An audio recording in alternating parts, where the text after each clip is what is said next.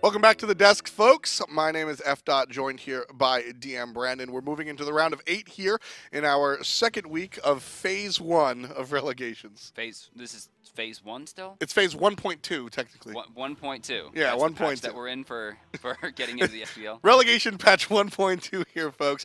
This is the second week of open competition, which means anyone and everyone could make a team, and we've seen some of them come and go. And this time, we're going to take a look at Envo Clan versus orKs Esports. Now, we saw orKs last week. They did pretty well. Envo Clan, did we see them? Yes, we did. Envo Clan played fantastic. Actually, they wound up in 3rd place overall.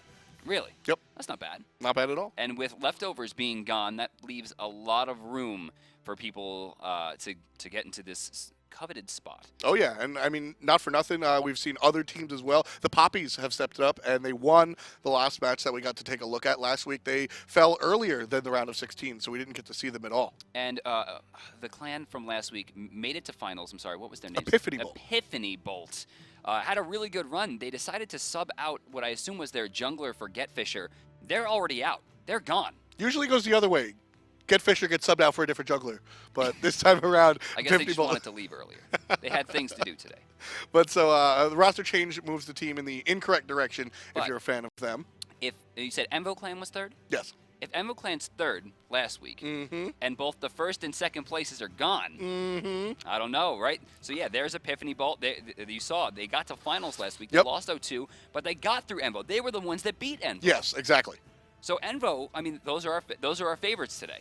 Without a doubt, I would say watching them play last week as well. I mean, a lot of these teams, as we mentioned, leftovers is Badge's crew, right, and a lot of these you mentioned, GetFisher.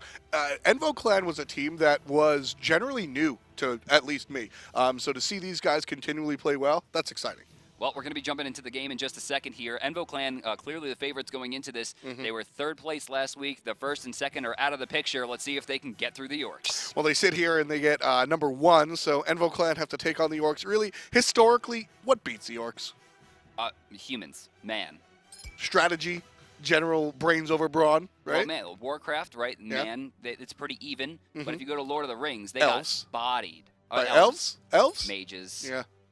Well, we'll take a look if the old situation will be the same. Thor banned out first by Envo Clan. orKs will take out Ravin, and both of us here are just very happy about that ban. Thor. Well, yeah, at least Ravin's gone. Ice is going to be taken away as well. orKs Esports have a lot of things open.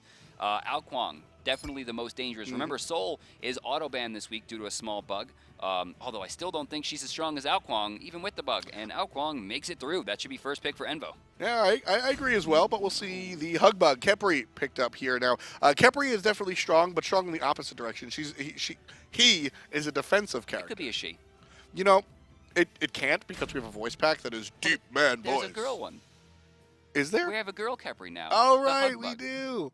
I originally just called Khepri a woman for thoughts unknown. Dude, I did too. It just seems And then I heard the voice. I'm like, oh. Okay.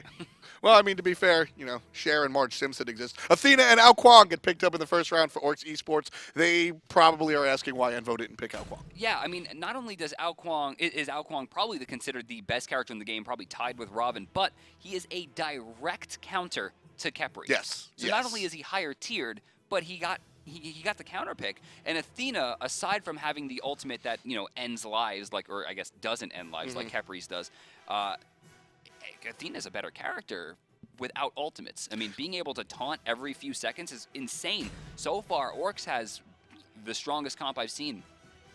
Even with Batz and Poseidon on the table, which are two very strong gods. Poseidon's strong right now, Batz strong pretty much all the time. Even despite that, Kuang and Athena, I've got to agree with you. With that said, we're only halfway through the picks and bans. orKs has one more choice before we get to round 2 of bans, and they're going to go Yi, a character that's also very strong. I was expecting the Chiron, considering Chiron had made it through. Very surprised to see Envo not grab the Chiron and instead grab a Batz, which I didn't think that we were going to see a ban of. I mean, Batz is not a character on my list right now. Neath going to be taken away. Chiron's still available. Batz is a character that I don't shun you if you ban it, but it's definitely not number 1. Now, Hebo, Habwa, does he get his name back yet? Is he Habwa yet? I don't know, man. Some people think so. Some people don't.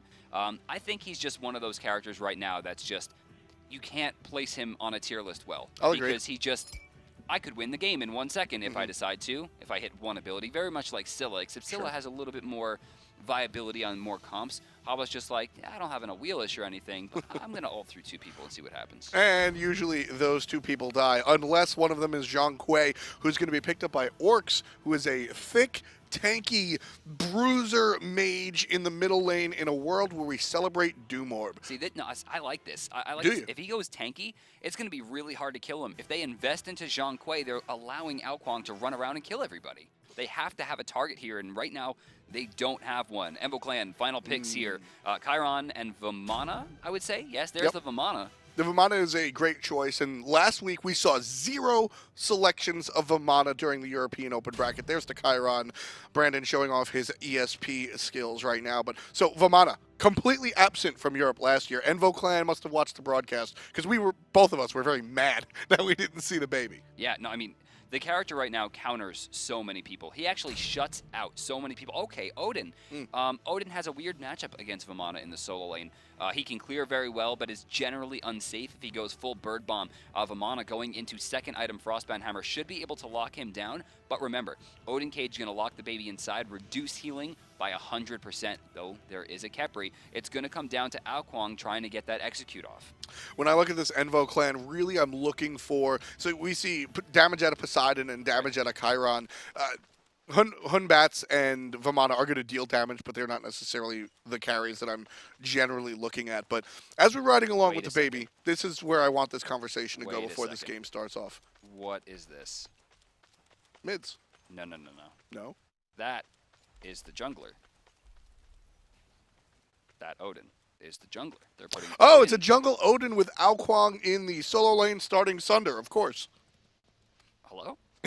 Of course. I mean, you're getting literally the best jungler in the game, and you're gonna I like this move though. Envo Clan. It's got to be Zhong. They're not choosing a target here. They grabbed Athena. Is she out? She's out. They chose the one target that could escape very, very easily. Although they did get a sprint there, so not a. Oh, you can't back there. There's not enough time for you to back. Sure, 20 seconds. He'll be able to get there. Oh, he has boots one. He Yep. has boots one. Yep. 20 seconds, he'll be totally fine. Envo Clan, they invade, don't get any buffs, obviously, as they have yet to spawn, but as Brandon pointed out, they have sprint. So even though we're over here on the left side, I still want to start with Vamana, because this is a polarizing character. Last year, no Vamana. This year, all of a sudden, people are lauding him as #1. Let's watch this contest right here by these mid camps. Blue and red team both contesting. I mean, red should not be in this fight. This belongs to blue 100%. I mean, even if no one gets anything, it's a win for the blue team because Vamana's clear is better than Odin's. If they both go to lane, oh, he's going to contest this. This is very dangerous.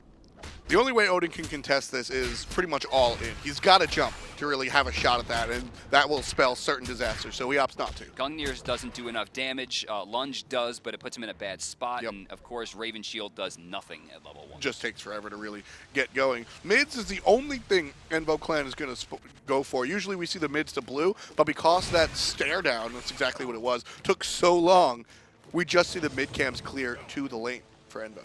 So if I'm Vamana now, I want to hit that Raven Shield every single time because when you hit the Raven Shield, it automatically takes off at least 20%. You're looking usually 26 to 32% with just one auto attack, which is very important. Nice rotation, by the way. I really like the route that Humbots took here. He goes from the mids, goes into the wave because he knew it took a long time. Sure. Goes to back camps with the Poseidon, and then three-way splits to blue to ensure Vamana gets to lane safely. And strangely, I see the Kwang rotating over, and I'm saying, why is he going to lane? It's the Odin that shouldn't have been going to lane. Yeah, the Odin is going to be our jungle. We'll probably have to refresh our own minds a couple of times. Have Sunder. I thought he was going to sell it. Yeah, no, so Sunder is an interesting item. Let's hover it over because I think this is the first time that we've seen it in Season 3. Basically, all of that text means that it's a tank killer. It deals true damage, so it doesn't have to do with protections, and then it lowers those protections. Whoa! There it is. That hit pretty hard, man. I don't know. That's what Odin does, early game at least. He hits pretty hard. Odin? Or... Kwang certainly doesn't hit hard early game, but uses the Sunder right there to get some extra damage out. No, you can't just bird bomb waves like that. She got a crit too, 75, he's trying to box, decent damage coming out to XLoyd, jump for the slow. JustJack trying to find it, it's looking like first blood, good slow. Oh my god. Well played. Slow it. Oh, and the Kraken goes off. He hit level 5 off that. Deck is very low. Deathwalker doesn't commit to the fight. He thought it was over. JustJack tried to find it. Almost gets 2. This is the JustJack that we saw last week. So JustJack is the captain of this squad, and like I said, Envo Clan. These names weren't familiar to me last week, but I remember specific plays after their performance, and that there from JustJack. What I noticed last week that I'm seeing again is opportunistic. As soon as he got the Kraken from level 5, went right for the number 2. Not successful, but chases his opponent away anyway. Teleports away. Does he have the 2? No, 4 seconds. Not going to be enough time. He's going to go for it. I don't know about all this. I think you're going to die here. Whoa, he got him. Bluestone and Archers. He actually committed a little bit poorly. Didn't teleport away, didn't have it, took too much Archer damage, and Vamana's going to get a kill, not only getting a pretty big lead in this lane, but taking away the purple pot as well. All right, Brandon, this is perfect for the conversation that I want to start off the game with, because that Vamana kill surprised me. If it surprised you, you hit it very well. Seemed like you expected that. One, why? Well, the only question, what's different between now and last year that makes Vamana a focal point? Well, I mean, it's meta changes. Tank items don't do well for Vamana. It does well for every other character that has just as much or more damage than him. Right. I mean, when you put Vamana in a position where he can rush down slower characters, where people aren't building as much defense, he's going to tear through them. His base damage early game is, oh, that was a burp bomb, and he jumps right over. He's stuck in a bad spot, forced to beads early, and he gets soloed down. Deathwalker sends him back in a box. On the other side, though, there's the mid laner bringing help with Athena ultimate. Now it's a 2-on-3. Envo Clan only have 2, as Poseidon has found safety in the mid lane, and Red Team commit pretty hard to a fight that they don't want to take. To the same point, why did he throw the Kraken? We saw JustJack throw the Kraken into the Athena ult, guaranteeing it was going to be reduced in damage by 25%. Right. As a result, JustJack doesn't get credited with the kill. We're just looking at Deathwalker for his pretty awesome solo kill onto the Odin. And right now, speaking of that Odin, Brandon, Odin is getting exposed right now, and I don't even mean the player behind the character like I usually do. I mean the actual character. There's just not enough tools for this Odin to be able to get out of jail. I honestly believe that they didn't trade characters. That's the only thing that makes sense to me. I mean, like, there was once a point in time where we didn't think Kuang was a solo laner, yes, and Cyclone came to land, and not only proved us wrong, but did so in a matchup that we thought to be impossible. Proved us very wrong. This, however, doesn't seem to be the situation. I like the Sunder pickup. It actually almost resulted in the kill. I think he maybe pulled the trump card out a little bit too early. Sure. But other than that, I mean, what are they doing at level 1? How are they going to control this Vamana?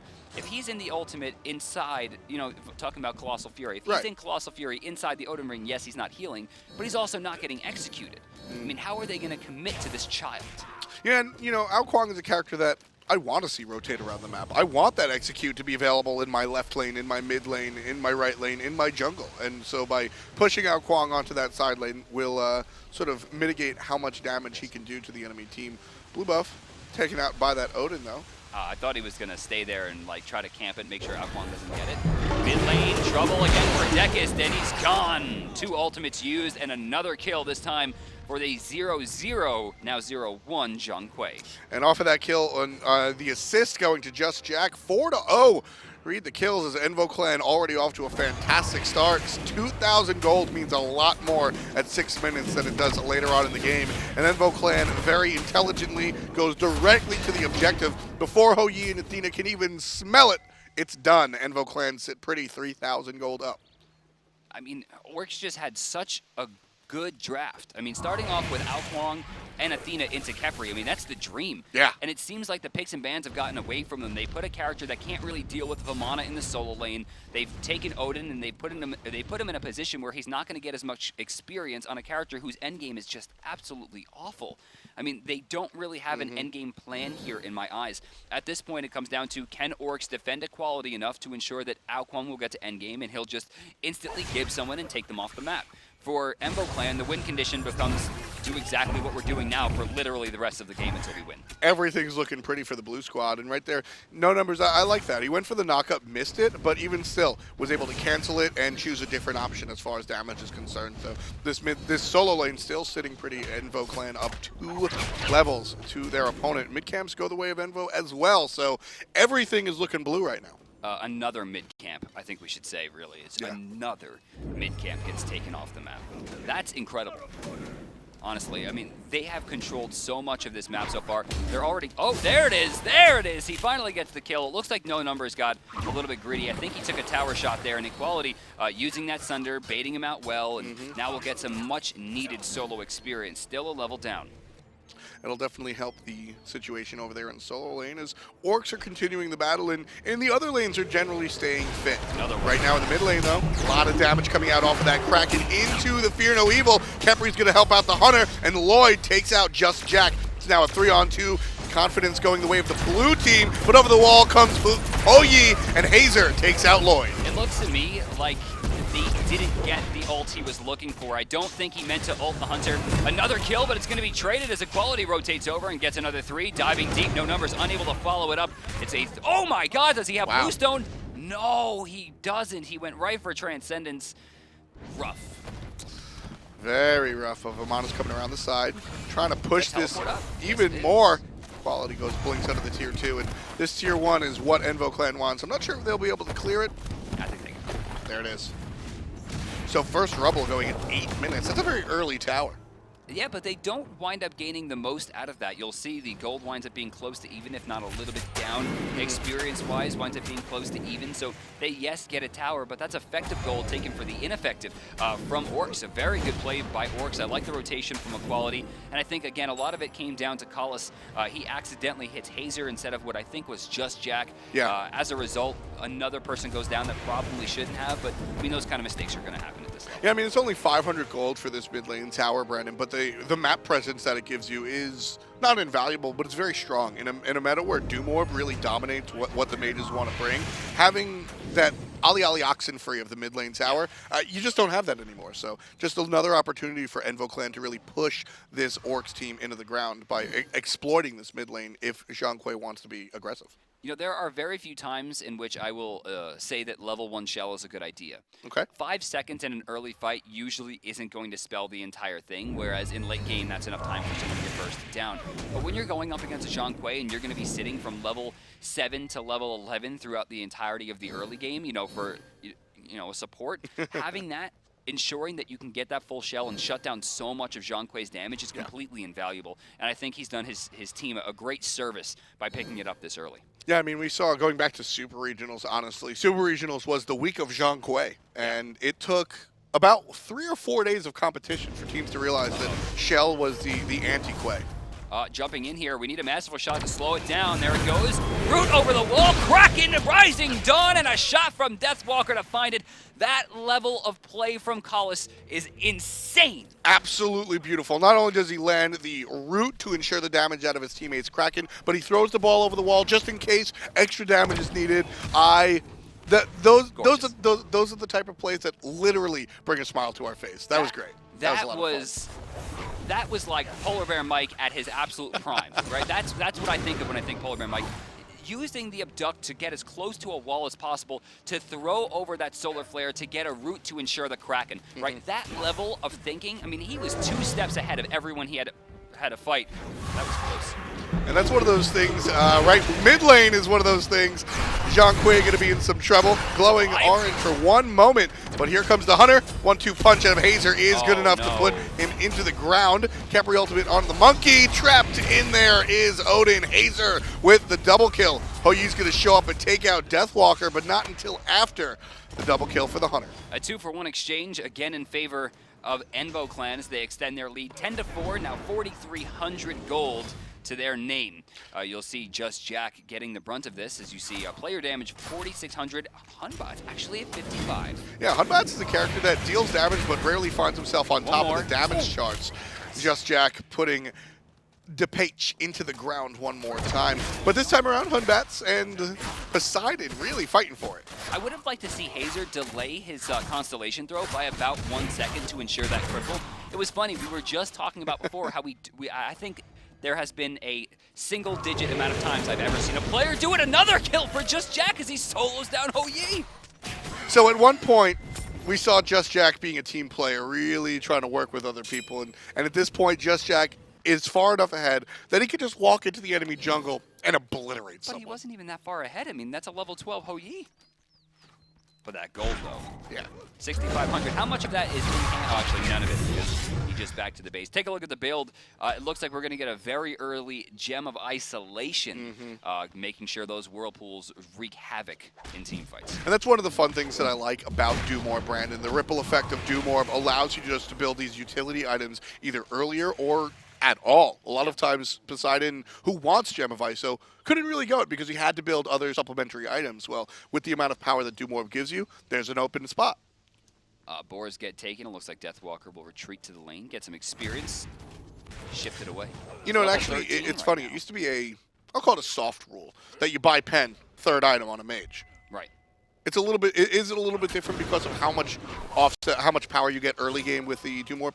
It is a lot of power, so you don't need that penetration as much, and since it's so cheap, it allows mages to have a little bit different of a build. Some mages are still going pen, some are going into more damage, things like stacking Book of Thoth, sometimes a Warlock. I mean, there's still timing.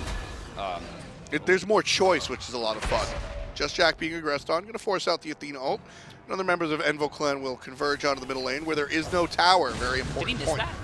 There's no tower on the right side either, and the baby's making big more. use of that. Couple of basics out of him. It's going to send Kuang to the coffin. Equality not so equal with Vamana anymore. That's a bird bomb.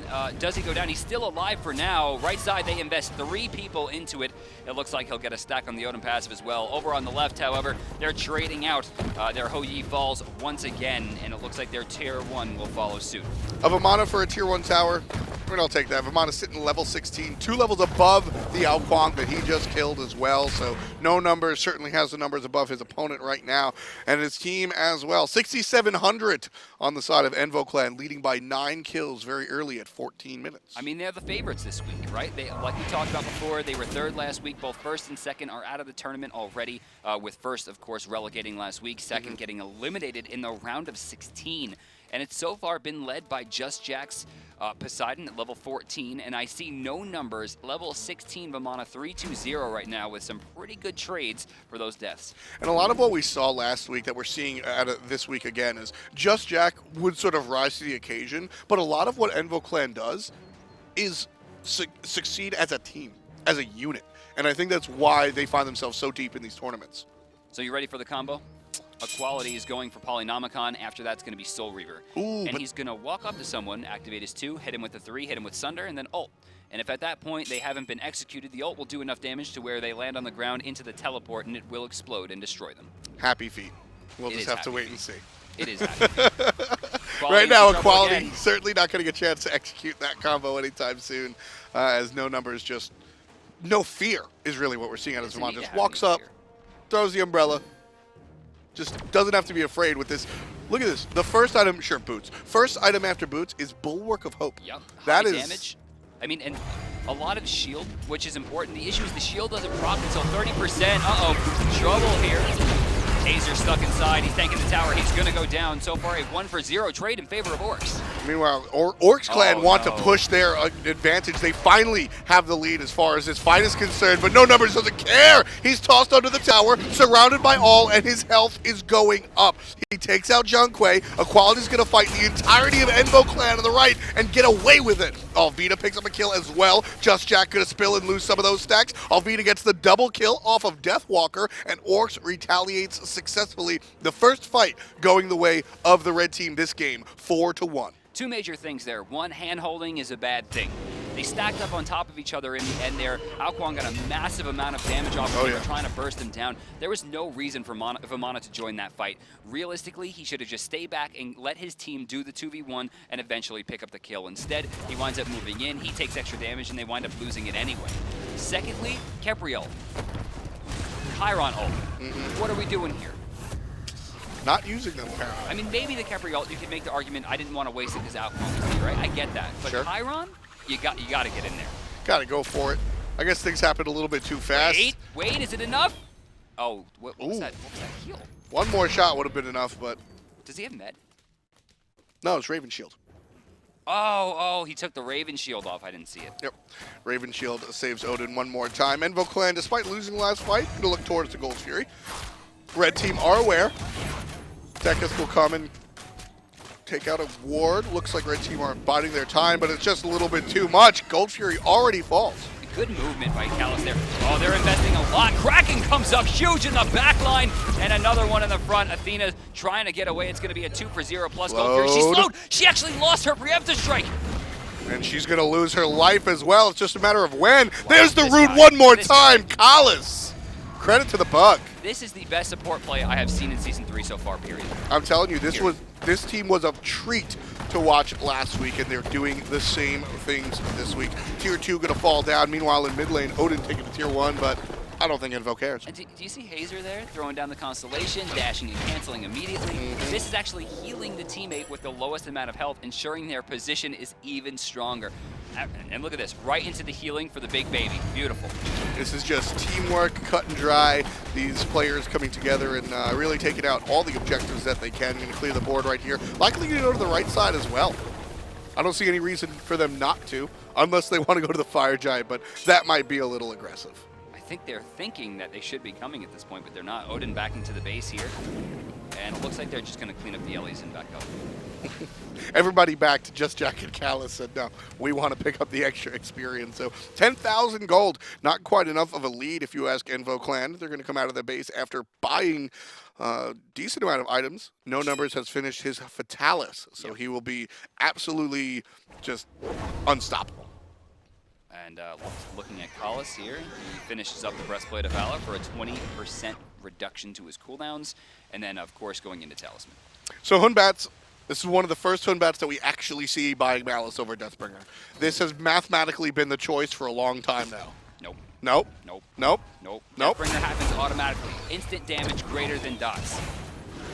That is always the conversation. Instant damage greater than dots. So here's my take on it, and honestly, for this situation, the one situation that I'll actually agree with you, because usually Hunbats is a team player. He drops the Fear No Evil, does some damage, and then everybody else cleans it up.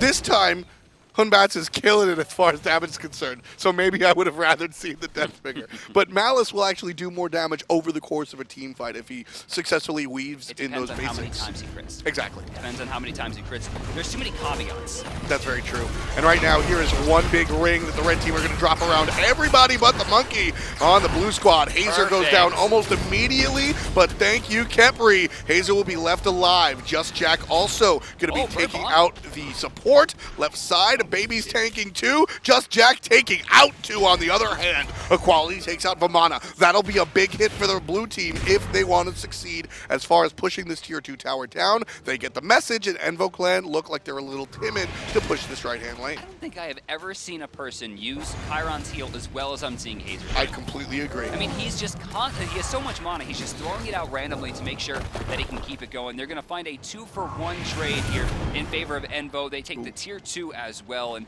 I mean, that was as good as it's going to get for orKs. They had a perfect Odin ult. They had a perfect Ho-Yi ult. We see Eqaulity getting a kill onto Vamana. I mean, these were the big things that wanted to go down, but it all came down to how much they invested into Hayzer. He gets his Chiron ultimate off. He makes it last forever, and then Khepri rips him out of it, ensuring the safety. I mean, just really great play from the duo lane. I can't express how well they've played this game.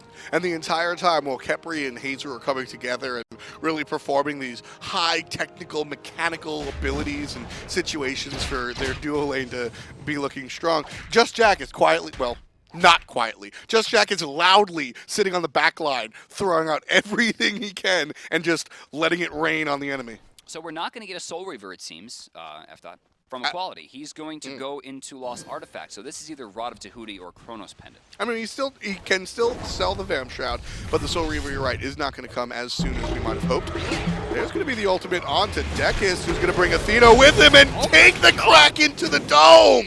JustJack cleans that up with a Triton as well, and that's a double kill for the mid laner. I mean, I was looking at the map and I'm like, I don't think he has enough damage here. Even with this Malice, like, I don't think he's got it. And then suddenly Poseidon gets there on time. And that was without sprint. Yeah. He was able to lock him down, and he uses the Kraken this time perfectly, hitting both the Zhong and the Athena, guaranteeing both go down. And again, that's mechanics. A lot of the reason that we saw so much damage and Poseidon able to come there was just being able to utilize the passive correctly. Eqaulity is going to dish out a lot of damage. There's the Khepri ult. Eqaulity can still go through it, but not if he's dead. No Numbers takes out the solo laner, and there goes Odin. That was actually a great play. I don't know if he meant to, but sacrificing himself to the Fire Giant ensures that he resurrects with the Khepri ult with more health. Whether or not he meant to do it, it was awesome. We're going to say he did. We're going to say that was his plan. Oh, okay, so the animation was a little off. Like, I don't see a ward there. He's trying to save it. In fact, forces Hou Yi away. Dashes up, doesn't quite get it. He'll find a kill here, but tier 2 is going to fall. No Numbers does get Alvita. That's going to be the 25th kill, 1/4 of the way to 100. That's actually a bad trade for orcs. Even though it's a massive gold spike for them, they're still so far behind that they can't really use it well. And with their hunter off the table for as long as he is, they're giving up so much more around the map. Especially the gold sphere, which will, I mean, free is, yeah, free is the overstatement. I think that one was just given away. Player damage belongs handily to Poseidon as he gets closer to 19,000 in just 22 minutes. Hunbot's trailing just slightly at 15-2. And now it looks like he has gone into Mantle of Discord, ensuring a close to maximum amount of...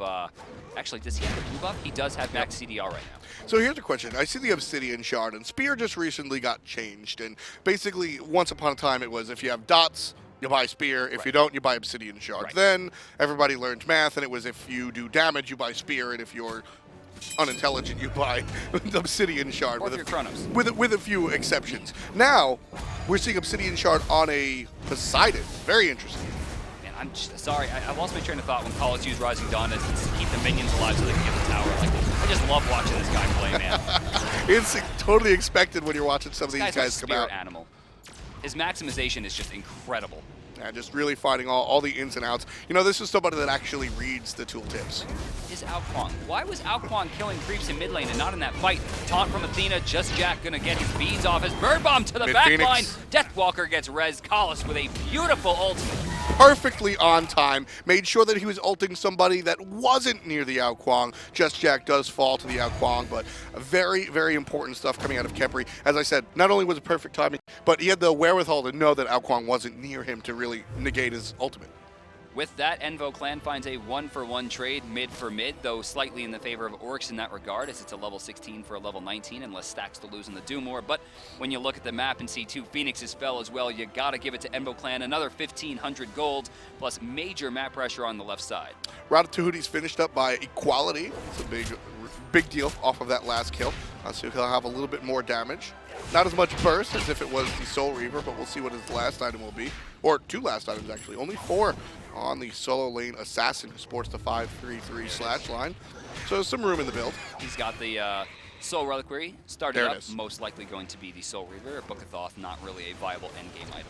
Nah, not at all. Although, to be fair, the item does deal enough bring enough damage without stacking it for it to be worthwhile, but I think anybody would agree that the Soul Reaver is the correct direction to walk into for the Quang. Envo Clan now grouping up on the right side of the map, the same side of the map where the Fire Giant is, looking for the last remaining Phoenix. Collis and Hayzer, I'm watching them closely. These two have had such an incredible run. There have been very few times in which I've been casting even professional level games where I've seen a duo lane be so attuned to what their team should be doing and how to do it. There was one missed Khepri ult, but again, I think you could make the argument that he thought it was going to get used by the Quang. Sure. Even so, probably should have used it either way. But aside from that, there was a mechanical mistake where he, I think, shielded the wrong person, or perhaps guessed that the wrong person would take as much damage. But aside from those 2 things, I mean, and that's like super nitpicky at this point, these guys have played as close to perfectly with their kits as possible. Yeah, and again, I mean, mechanical mistakes happen to the best of the best. And right now, blue team hoping that they don't find themselves on the bad side of mechanical mistake. Hayzer finds himself in his ult with Khepri as well. Orcs make a good stand, but everything's all down now. There's the Athena ult coming on to No Numbers, who's already in his Vamana ult. DaPeysch going to find his way back to the side. Lloyd's in some trouble. He's the only player from the red team left up here, but he'll be able to jump right on down. Phoenix has fallen. All 3 Firebirds for orcs are dead. Fire Giant coming up in about 30 seconds as well, giving full map control to Envo Clan. They can even back and spend some gold here if they need to. Looks like Ace is going to go right for the blue buff. I imagine he'll pick this up. Nope, going to give it to Vamana, it seems. JustJack thought about taking it, but Vamana dashes in there. Poseidon's got red buff anyway, so no harm, no foul.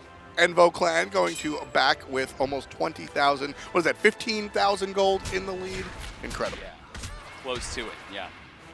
Is that 13-6? Wow. It's been a exciting game, to say the least, especially if you're rooting for Envo Clan down at home. Vamana is backing. Why is he back? Golden hand, please. No numbers backs 1,400. Yeah, to finish up the chin size. That's a good bet. Yeah. I'll take a finishing chins, but that's about it because orcs are already starting on the Fire Giant. Bring them down to about 90% before anybody on Envo cares. Lloyd, you can't do things like this, buddy. And there goes the only thing stopping that Vamana. He's slowed, his jumps down now. Looks like they're gonna rush in. JustJack to Eqaulity. Eqaulity throws out just a little bit of damage, missing the Wildstorm. Puts himself in a weird spot. Beautiful ultimate. He's out of things. Doesn't have enough damage. He doesn't. And the last line, wait, No Numbers is dead? Yeah, No Numbers teleported up on the right-hand side of the map and unfortunately was just surrounded by orKs Esports before he even got to join the team. With that said, No Numbers is dead, but the Titan barely alive as well. 1,745 life on this Titan. Envo Clan are going for it. The Kraken's used on the enemy, not the Titan. 1,600, and it's just a matter of time. If Envo Clan can find it, and they do, 72,000 to 58,000. Envo Clan put the book closed on this one, and they'll be moving on to the semis. A clean win finds them in a familiar situation. Last week, they lost just barely in the semifinals to a team that's no longer in the tournament. This is their chance to find themselves in finals as they move themselves to the round of 4.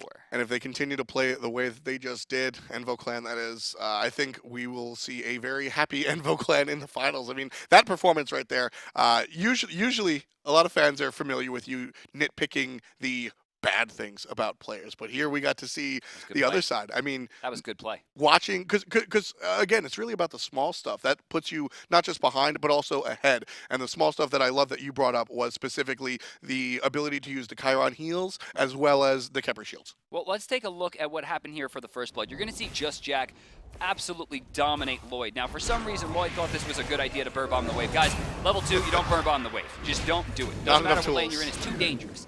And watch him, he's going to hit so many of these trident hits, but poor XLoyd gets hit by the slowest projectile, maybe second slowest in the game. Oh man, that hurts. And then immediately Krakens.